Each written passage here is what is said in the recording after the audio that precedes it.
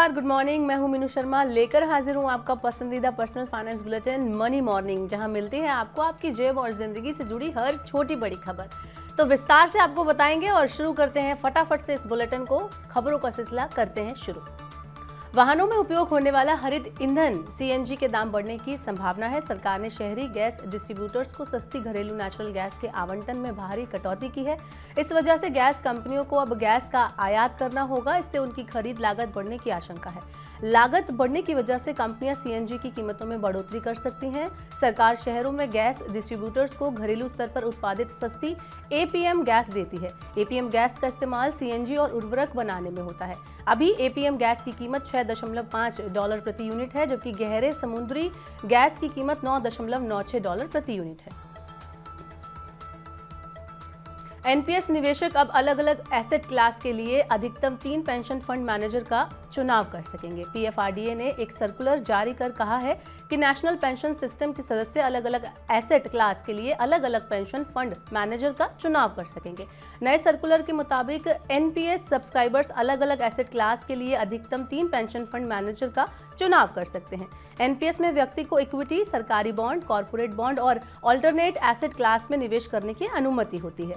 पहले निवेशक केवल एक फंड मैनेजर ही चुन सकता था, लेकिन अब उसे अधिकतम 3 फंड मैनेजर चुनने की आजादी होगी।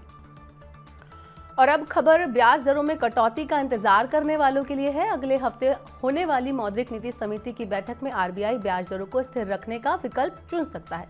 इस साल फरवरी के बाद से रेपो दर 6.5% पर बनी हुई है। आरबीआई ने मई 2022 से लेकर फरवरी 2023 के बीच रेपो दर में 2.5% की बढ़ोतरी की है। एसबीआई चेयरमैन दिनेश खारा ने कहा है कि आरबीआई की आगामी बैठक में रेपो रेट पर यथास्थिति बनाए रखेगा। श्रीराम फाइनेंस के कार्यकारी अध्यक्ष उमेश रेवनकर ने कहा है कि हाल ही में आरबीआई ने अनसिक्योर्ड कंज्यूमर लोन पर सख्ती की है। इससे संकेत मिलता है कि रेपो दर में हाल फिलहाल में कोई बदलाव नहीं होगा। मुकेश अंबानी की जियो फाइनेंशियल ने पर्सनल लोन सेवा को शुरू कर दिया है। इसके तहत 30,000 रुपए तक का लोन बिना किसी गारंटी के दिया जा रहा है। पर्सनल लोन के अलावा जियो फाइनेंशियल ने कंज्यूमर ड्यूरेबल लोन की सुविधा भी शुरू की है। इस लोन का इस्तेमाल electronic gadgets, smartphone, TV, fridge, laptop, camera और वॉशिंग मशीन आदि खरीदने के लिए किया जा सकेगा। जियो फाइनेंशियल ने लोन प्रोसेस को आसान बनाने के लिए फिजिकल डॉक्यूमेंट की आवश्यकता को खत्म कर दिया है। निर्यात मांग कमजोर पड़ने और नई फसल की आवक जल्दी शुरू होने से आलू की कीमत में नरमी आना शुरू हो गई है। कोलकाता में सियालदह के कोले मार्केट में आलू का थोक भाव 14 रुपए किलो के आसपास है। पिछले साल नवंबर में आलू का भाव 20 रुपए किलो के आसपास था। किसानों के पास निचले भाव पर अपनी फसल बेचने के अलावा कोई ऑप्शन नहीं है। इस वजह से बाजार में आलू की कीमत घट गई है। पंजाब से आलू की नई फसल की आवक शुरू होने से कीमतों पर और दबाव आ सकता है।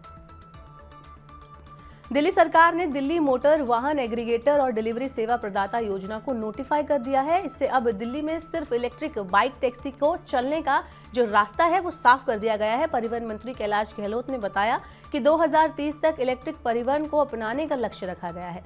ये योजना दिल्लीवासियों की सार्वजनिक सुरक्षा और सुविधा बढ़ाने के लिए लाई गई है। इसमें वाहन की सफाई, ड्राइवर के व्यवहार और ग्राहकों की शिकायतों के समय पर समाधान करने को लेकर स्पष्ट दिशा निर्देश शामिल किए गए हैं। अब खबर रोजगार से जुड़ी हुई। शहरी क्षेत्रों में 15 साल और उससे ज्यादा की उम्र के लोगों की बेरोजगारी दर इस साल जुलाई सितंबर तिमाही में घटकर 6.6% रह गई।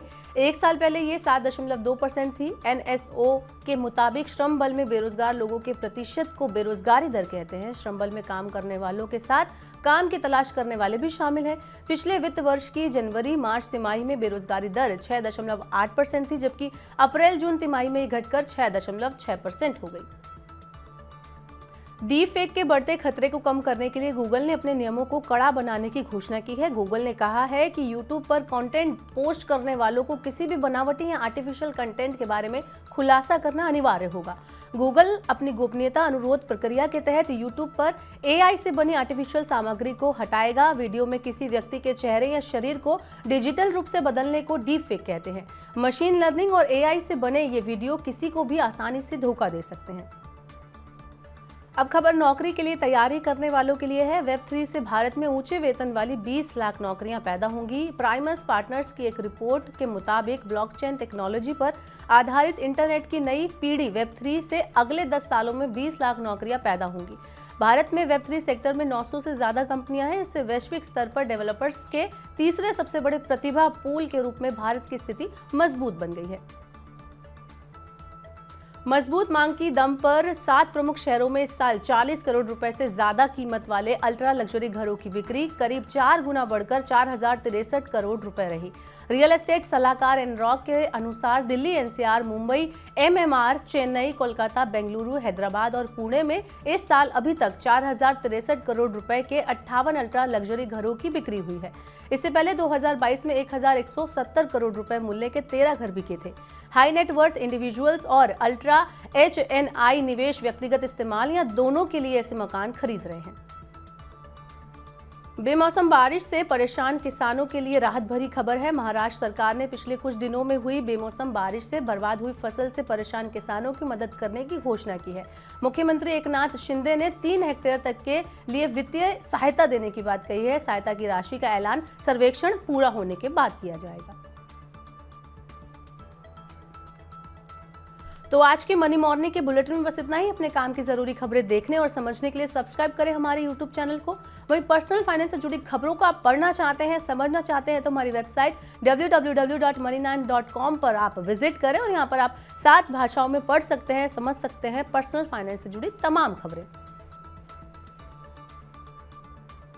वहीं खास कार्यक्रम आप देखना चाहते हैं तो मनी9 के ऐप को जरूर कर लें डाउनलोड। फिलहाल के लिए इस बुलेटिन में इतना ही। बने रहिए मनी9 के साथ। नमस्कार।